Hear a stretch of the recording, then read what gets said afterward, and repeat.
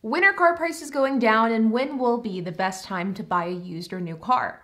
These are questions that I get asked every single day, and they're questions that many of us are wondering as we head deeper and deeper into 2023. Though I know as this video is going live, we're only on the 11th day of the year. But it's still a question that's on all of our minds. The good news is car prices are in fact going down, and they're going down as we speak. And so in this video, I'm going to be diving into some of the key metrics that you should be aware of. And of course, I'm going to be breaking down what this means for you if you're somebody who's interested in buying a car. So let's first take a look at Manheim. If we look at Manheim used vehicle value data, while prices are down year over year, they're actually up from November to December, and they rose 0.8% over this period of time. And while used vehicle prices did rise, they are down 14.9% from a year ago, which is the largest annualized decline in Manheim history. Remember, as much as we would all like to see declines in used car prices each and every month, that's simply an unrealistic expectation. In some months, car prices are going to go up, while others, car prices are going to go down. The overall goal is that the long-term trend is decline prices, but that's unfortunately going to happen with some short-term increases. While the 30-day data for used vehicles may have rose, MMR value did not. As we know, MMR value is the values used to gauge wholesale prices. And while wholesale prices don't mean much to a regular consumer today, they do help us gain an understanding of where consumer prices are trending. MMR value saw a 2.2% decline from November to December, which is a larger than normal decrease. MMR retention is an indicator that gives us some insight into what prices cars are actually being sold for compared to what these cars are worth on paper. And MMR retention in November was at 98.6%, which tells us that cars are actually being sold for less than the MMR price, which is a good sign. We also saw car buyers with more bargaining power this December, not only compared to last December in 2021, but also compared to December in 2019 as well. And as we know, 2019 is oftentimes used as an indicator because of the fact that it was the last normal year in the car market before the pandemic. Now let's take a look at vehicle data based off of vehicle segments, makes, and models. Now right here is a graph showing used car prices based off of Car Gurus, which is an index that I like to use because of the fact that you can pull really clear historical data. Now of course this isn't the only source that I like using, but it is one of the many different sources that I like to look at and that I have been keeping an eye on over the last year. Now you can see that car prices were pretty flat for most of 2022, and come September of 2022 is whenever prices really started to fall. And you can see that they really started to fall across the board. Through the index price, Ford fell, Toyota, we have Jeep, and then we also have Chevrolet, all seeing pretty significant declines in those last 3 to 4 months of the year.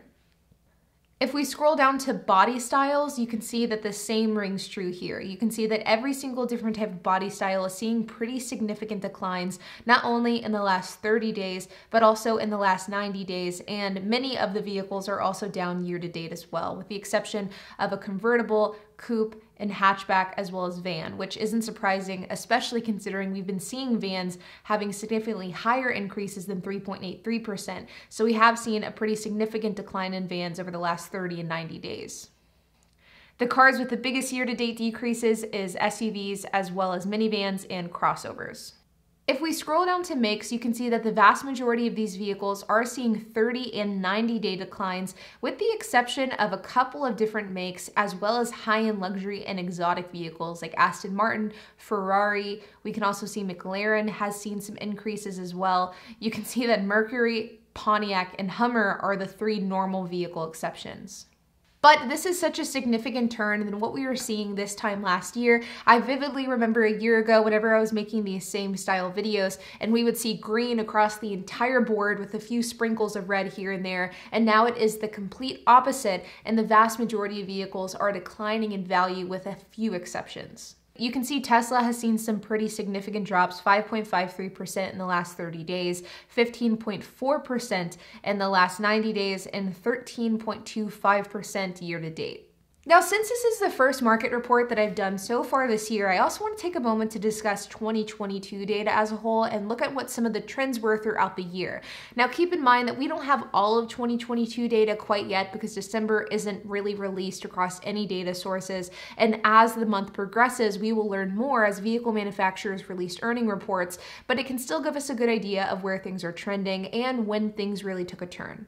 So right here, you can see a graph that's provided by the US Bureau of Labor Statistics. And you can see here, this is data pulled from September of 2019 until November of 2022. And this is the consumer price index for all urban consumers of used cars and trucks based off of averages.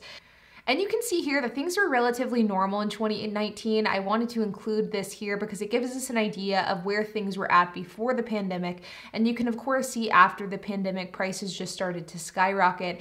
And it actually wasn't until, again, September where we really started to see prices fall. And we saw this in the last graph that we looked at as well, is prices really kind of stayed relatively consistently high until September of 2022, and that's whenever things started to sharply decline. But even whenever we look at this data and we feel as though car prices are falling significantly month over month, and we're seeing these record drops year over year, whenever we look at the broader picture that's provided by this graph, you can really see that we still have a long way to go. And while car prices have fallen, they haven't fallen enough to get us anywhere close to where we need to be back to 2019 levels. And looking at this data, I think it's really in line with the report that I was reading this morning.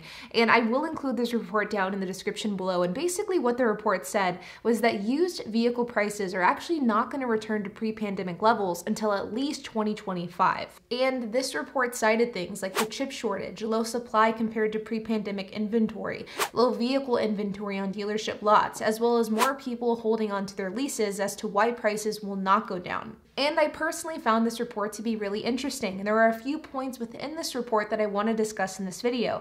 The first one being the argument that we still have incredibly low inventory, and because of this low inventory, prices will not go down. And while I do agree with this sentiment, I mean, it is a fact that inventory has not returned to pre-pandemic levels. In fact, we're not even close. The argument I would have against this is that inventory doesn't have to drop to pre-pandemic levels in order for prices to drop significantly. Because at the end of the day, we are in a vastly different economic state than we were in 2019. And while we may have lower inventory, the demand will also decrease if this recession continues, which will in turn offset that lower inventory. I believe that whenever we compare the 2019 car market to the 2023 or even 2025 car market, you truly are comparing apples to oranges, not only from an economic standpoint, but also from a vehicle selection standpoint as well. And I just think that you can't compare the two because they've changed so dramatically. Which brings me to the second point that I want to address from this report, which is the overall consensus that prices will not return to normal until 2025. And this is something that I unfortunately agree with. I think the first obvious question that comes to mind is, what is normal? Are we trying to create a new normal that's going to be new for 2023, 2024, and 2025? Or are we basing our normal off of what was normal back in 2019? And to be honest, I don't know the answer to that. The unfortunate reality is that the car market has just significantly changed over the last 3 years. And this is something that I've talked about on my channel a lot, and it's something that I think about often. The affordability of the new car has simply gone down, and unless something significant happens, not only with the economy, but also with the vehicles that are being produced and at which price point they're being produced at, we aren't going to be seeing the changes that we may be hoping for in the used car market. And while I don't think that these changes are completely out of the question, I think hoping or expecting for the market to return to 2019 levels is something that's just simply setting us all up to fail. But like always, you guys, I hope that you enjoyed this video. If you have any questions, comments, if you have anything to add, I would love to hear it. So make sure to leave a comment down below. And while you guys are at it, make sure to hit the like button, hit the subscribe button, and hit that notification bell. And I will see you guys in the next video.